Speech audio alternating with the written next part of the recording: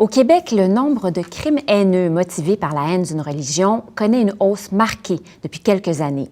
Partout dans le monde occidental, on sent monter la méfiance, voire l'hostilité envers les religions des minorités, et particulièrement envers l'islam. C'est l'un des moteurs des mouvements populistes d'extrême droite qui gagnent en popularité en Europe. Et aux États-Unis, c'est l'une des pierres angulaires des politiques de l'administration Trump. Qu'est-ce qui explique ce profond malaise et comment faire pour que différentes religions cohabitent sereinement dans nos sociétés? Pour en discuter, j'ai le plaisir d'accueillir Valérie Amirault, qui est professeure de sociologie à l'Université de Montréal et titulaire de la chaire de recherche du Canada en études du pluralisme religieux. Valérie Amirault, bonjour. Bonjour. Bienvenue à l'émission. Merci beaucoup d'avoir accepté notre invitation. Merci de me recevoir. Alors, est-ce qu'on peut dire que le pluralisme religieux, donc la cohabitation de différentes minorités religieuses, c'est un des grands défis des sociétés occidentales en ce début de 21e siècle? Alors, je ne sais pas si c'est un grand défi, mais en tout cas, c'est un sujet dont on parle beaucoup, dont on parle de manière très différenciée d'un État-nation à l'autre, et dont on parle quand même en se concentrant sur des populations qui tendent à toujours être un peu les mêmes. Donc, si on se limite uniquement, ce que je pense on va faire dans la conversation qui va suivre, au territoire, disons, européen, et puis à l'exemple québécois, puisque nous y sommes, c'est souvent sur les minorités les plus visibles qu'on s'intéresse. C'est souvent à elles qu'on s'intéresse, en particulier aux populations musulmanes et plus marginalement aux populations sikhes, mais je dirais principalement aux populations musulmanes. Qu'est-ce qui fait que c'est un sujet qui déchaîne les passions à ce point? On avait l'impression d'avoir sorti l'Église de l'État, d'avoir relégué la religion vraiment au domaine privé.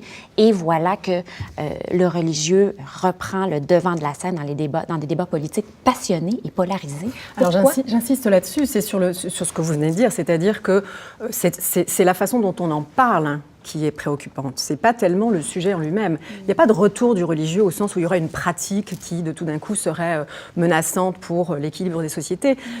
Statistiquement et démographiquement, à l'échelle du monde, et en particulier pour les sociétés dont on parle, le groupe qui grossit le plus, c'est le groupe de ceux qu'on appelle les sans religion, les non-religieux, ceux qui sont désaffiliés. Il y a différentes manières de les catégoriser. Et donc, dans les pays dont on parle, Union européenne et Québec, c'est souvent le deuxième groupe. En termes de croyance, en termes de rapport à la croyance. Donc il ne faut pas non plus surestimer la question religieuse sur le plan statistique. Et d'ailleurs, on le voit bien, parce qu'il y a des sondages qui sont publiés régulièrement. Il y en a eu un pas très longtemps, publié par Radio-Canada et réalisé par CROP. Il y en avait eu un autre par Ipsos en décembre, qui montrait que les populations majoritaires surestimaient le nombre de musulmans ou le nombre de populations croyantes qui étaient activement engagées dans la croyance. Donc ça, c'est quelque chose qui nous indique déjà qu'entre le sujet dont on parle et le débat tel qu'il prend forme, il y a un écart. On ne parle pas du religieux tant que ça. Ce dont on parle, c'est de ce dont, on a peur, et deux, ce avec quoi on pense qu'on va avoir un certain nombre de difficultés et d'obligations d'intervention, sinon on serait dépassé par les événements. Pourquoi, justement, est-ce que la religion musulmane est à ce point la cible, justement, de ces discours et de plus en plus d'une certaine forme d'intolérance? Pourquoi cette religion-là en particulier? Alors, je pense qu'il y a un élément démographique. C'est le fait que les populations musulmanes qui sont arrivées dans les contextes européens dans les années 70, à la faveur des mouvements de migration du travail, migration économique, qui se sont installés, sont devenues des citoyennes à part entière des espaces, dans la plupart des cas, des espaces où ces populations vivent. Donc ça veut dire un accès à l'école des enfants, un accès au marché du travail, dont on pourra en discuter tout à l'heure, donc une présence sociétale plus visible, plus explicite, avec des indicateurs qui étaient peut-être moins visibles au début et qui le sont devenus plus récemment. Ça, c'est un premier élément. Deuxième élément, cette réalité démographique, dans certains contextes comme le contexte canadien, elle a tout d'un coup pris une importance. En 2001, en gros, le Canada se réveille après le 11 septembre en réalisant que dans le recensement, la population musulmane a doublé. Elle n'a pas doublé parce qu'ils font beaucoup d'enfants, elle a doublé parce que la migration s'est intensifiée. Et on ne s'en était pas vraiment préoccupé auparavant. Ce n'était pas un enjeu, ce n'était pas un sujet de débat politique. Tout à l'heure, vous avez très très judicieusement souligné le fait qu'une des raisons pour lesquelles on a tant de difficultés avec ces questions-là, c'est qu'on ne s'y attendait pas. On ne s'y attendait pas parce que dans l'Union européenne, comme dans l'espace québécois, pour se limiter à cet espace-là, on avait historiquement pris pour acquis que religion et politique, c'était deux affaires séparées et voilà, qu'il n'y aurait c'est absolument réglé. plus jamais de questions à poser sur ce sujet et que surtout, l'espace public ne serait plus le réceptacle des conflits, des violences et des guerres qui avaient pu traverser les deux univers en question. Donc la première chose que manifeste cette présence démographique des musulmans, c'est que la religion, ce n'est pas forcément un enjeu politique, mais c'est aussi une question individuelle. Et cette question individuelle, elle peut s'énoncer et se traduire par toutes sortes d'attitudes. Vous avez parmi vos connaissances, comme moi, certainement des gens qui sont de confession juive, qui sont bouddhistes, qui sont hindous, qui sont musulmans, qui sont sans croyance, et qui, à l'occasion de certains rites, manifestent une adhésion, une préférence. Donc il y a des variations, il y a une variabilité des pratiques extrêmement importante, extrêmement forte, et ce sur quoi se concentre le débat public actuellement, c'est sur des marqueurs ou des indicateurs de visibilité. Tout à fait. C'est la visibilité qui pose problème. Ce n'est pas tellement le sens de ce que ces personnes qui portent les signes donnent à ce qu'elles font, c'est l'indication qu'elles sont visiblement croyantes. Et on a l'impression que ça...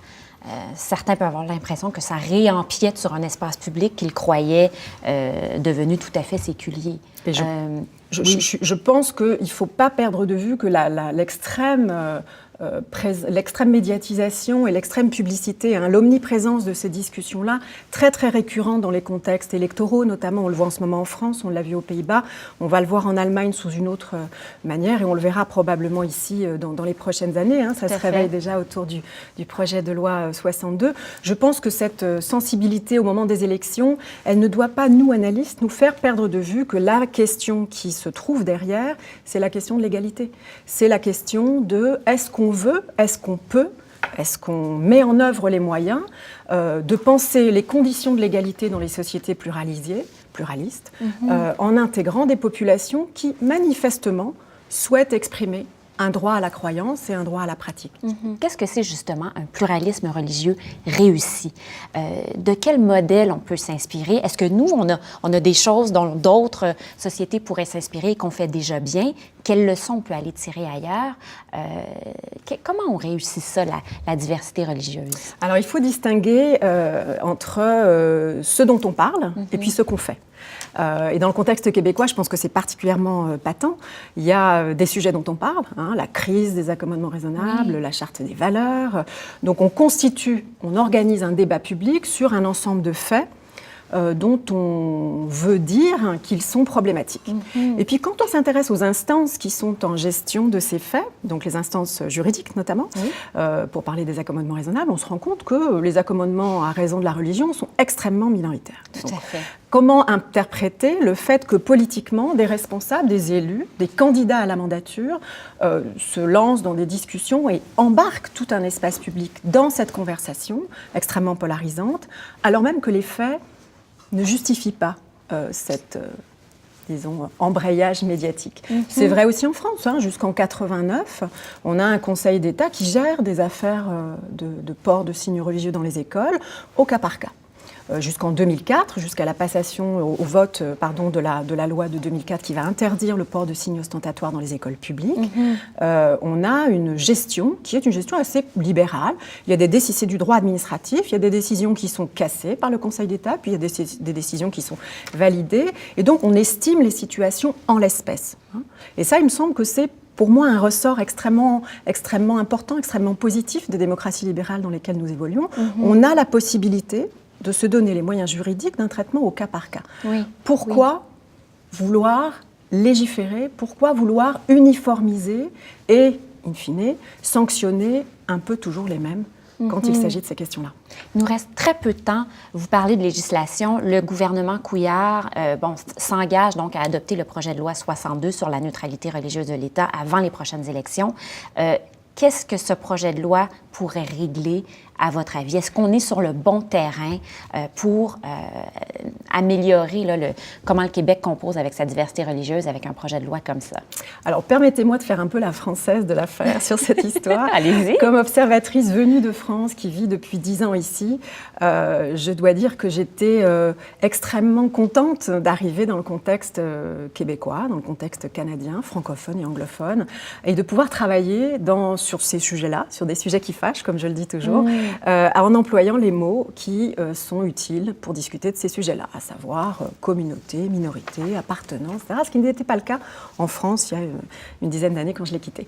Et puis là, il me semble qu'on a un peu la francisation du débat. Alors je le dis sans dire qu'il se fait ici ce qui se fait là-bas, mais il me semble qu'il y a quand même une façon de parler du sujet qui notamment brandit la laïcité comme une espèce d'étendard et de baguette magique qui serait là pour résoudre tout un ensemble de problèmes, les problèmes étant allant de la radicalisation au port des signes religieux dans les entreprises. Oui. Et il me semble qu'on fait fausse route en passant par une législation. La neutralité de l'État est un principe qui fait fonctionner la laïcité.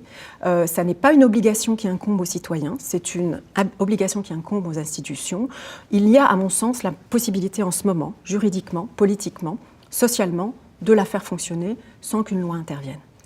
Valérie Amirault, merci beaucoup pour cet éclairage. Vraiment, c'est un sujet complexe et délicat. On avait vraiment besoin de vos lumières pour nous éclairer là-dessus. Merci de votre passage à l'émission. Merci à vous.